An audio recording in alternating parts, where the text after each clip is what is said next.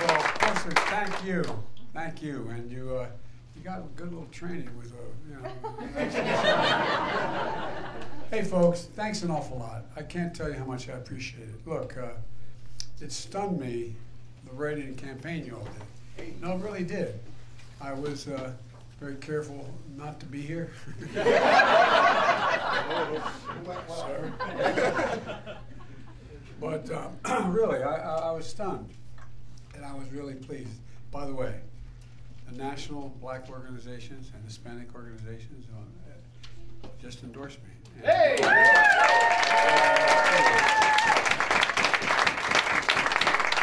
had a meeting down in Atlanta, Georgia. Yeah, they did it. Anyway, but thank you very, very much. Look, I'm optimistic, not just about winning, but I'm optimistic about the country. I think the country is just wondering, look, people have really been banged around for a while now. And with the help of your delegation, and that's not hyperbole, that's a fact, with the help of your delegation, we got things passed that no one thought we could get passed. Everything from the infrastructure bill to veterans bills, all the stuff we got passed. And much of it without a single solitary Republican vote, not one. But we knew it's going to take a little time for people to begin to see the benefits of it, because it's just a big, big country, and there's a lot. Hi, how are you? How do you? I'll keep going. Don't stop because of me. What's your name? Rosie, my name's Joe. Is this your big brother? Is he okay? Hey, man. No, my dad used to say, got one job. Keep the boys away from your sister. But all kidding aside, look, I think we have enormous opportunities, enormous opportunities. The country's ready to get up and go. And everything from what we've been able to do in a general sense, 15 million new jobs, that's good, but it doesn't really connect yet to people, even though they're benefiting from it.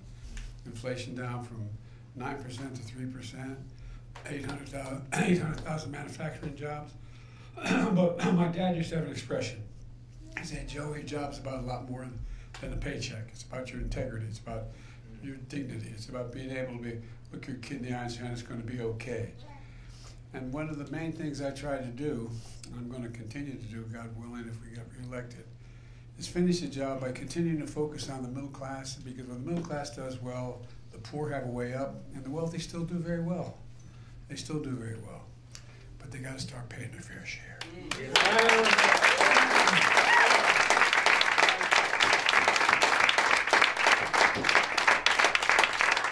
And I drive my staff crazy because I say, how can we be the finest nation, the greatest nation in the world if we have a second-rate education system?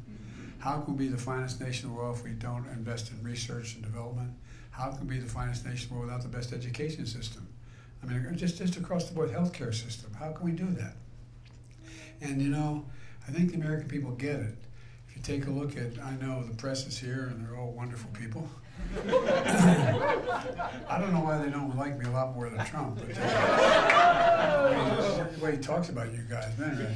That's a joke. I'm kidding. I shouldn't even be kidding with you. Shouldn't even pay a price for having said that. But look, everything we've done, if you take a look at it, and none of the polling matters much more now. It's way out. But number two, polling has kind of changed a lot too. It's not nearly as accurate. It's not nearly as capable as it was before, because you got to make 6 zillion calls to get one person on their cell phone, etc. But one of the things is that there's 3 things I want to do.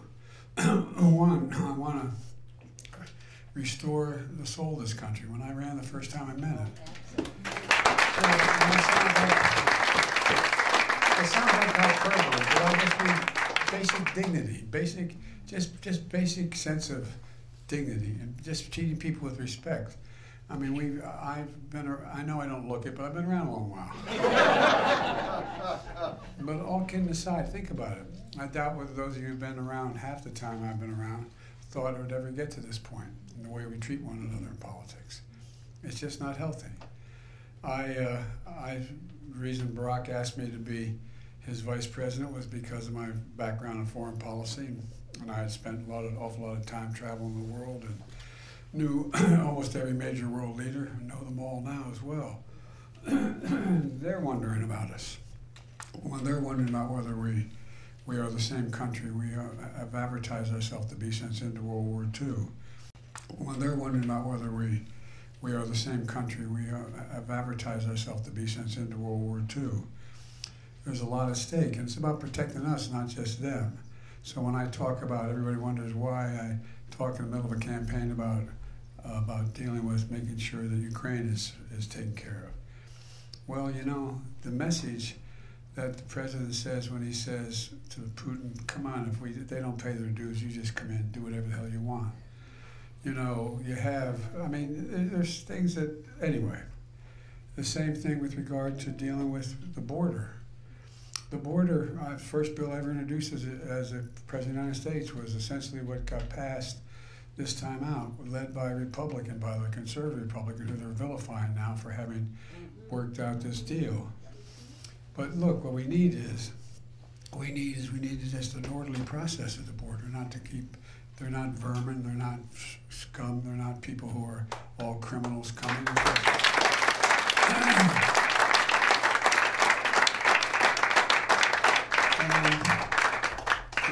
You know, I think the American people don't get it, but the way it's being run now is just not, well, I'm going on too long. But look,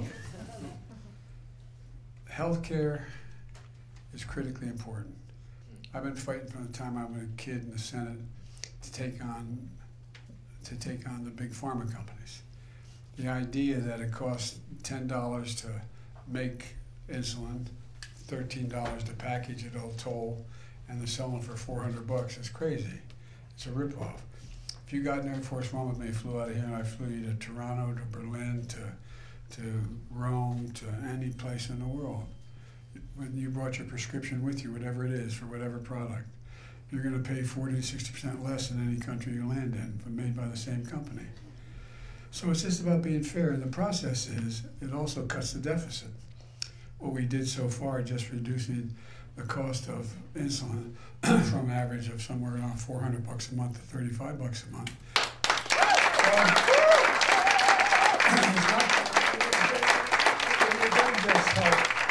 It doesn't just help the patient. It saved the country $160 billion. $160 billion. They're paying out less because the Medicare doesn't have to pay it. And the same way with regard to the Affordable Care Act. You know, $800. If you have thousands of people here in your state qualifying for it. Well over 100,000 across the country doing it. More than that, quite frankly, significantly more. And the end result of it is that if you didn't have that Affordable Care Act and you had a pre-existing condition, you couldn't afford insurance. So it's just about basic fairness, just basic decency. By the way, I'll stop talking and I'll take questions if you want me to. But one of the things that I found interesting is Trump keeps talking about the deficit. He raised the deficit more in 4 years than any president in American history. Wow. We've cut it. We've done all this.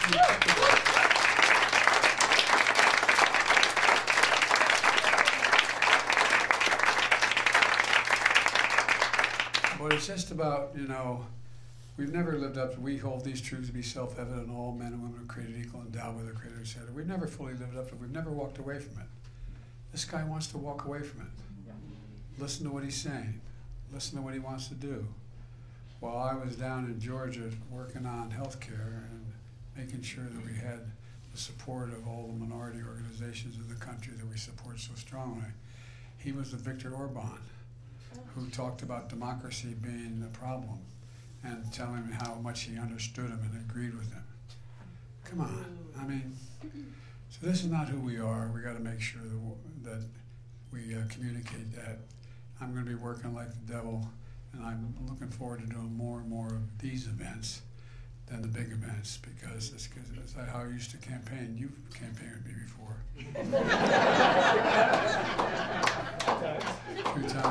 But really, it's just getting to look people in the eye. get their feelings. They tell you the truth when they're talking about it. Anyway, am I allowed to take any questions? Anybody here to stay?